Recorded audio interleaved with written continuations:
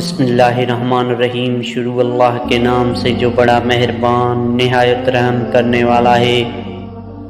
ایک فقیر نے حضرت موسیٰ علیہ السلام سے درخواست کی کہ آپ کلیم اللہ ہیں، اللہ سے دعا کریں کہ میرے رزق میں اضافہ کرے، مجھے کئی بار بھوک لگتی ہے۔ جب حضرت موسیٰ علیہ السلام نے بارگاہ الہی میں اپنی درخواست پیش کی تو بتایا گیا کہ اس شخص کی قسمت بہت کم ہے، تو یہ ہماری طرف سے روزانہ تھوڑا تھوڑا دیا جاتا ہے۔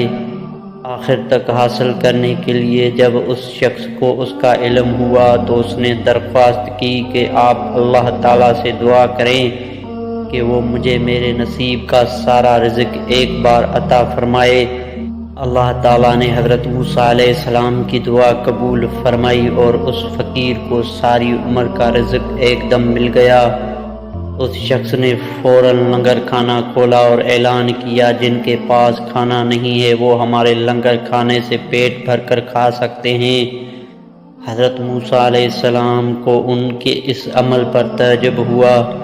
انہوں نے انہیں سمجھانے کی کوشش کی لیکن وہ نہ مانے تو مایوس ہو کر چلے گئے۔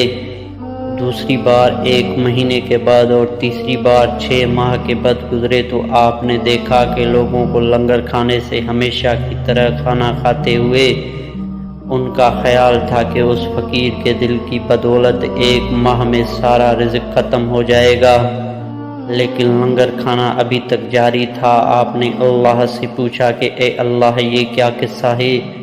اس کا تھوڑا بہت رزق ابھی تک چل رہا ہے۔ جواب آیا، بے شک اس کے نصیب میں رزق کم تھا جو اب ختم ہونا چاہیے تھا، لیکن ہمارا قانون ہے کہ جو کوئی ہماری راہ میں کچھ خرچ کرے تو ہم اس کو دنیا میں 10 گنا اور آخرت میں 90 گنا دیتے ہیں۔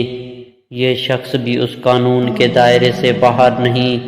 جتنا خرچ کرتا ہے ہماری راہ میں ہم دنیا میں اس کا 10 گنا دیتے ہیں۔ اس میں حیرت کی کیا بات ہے؟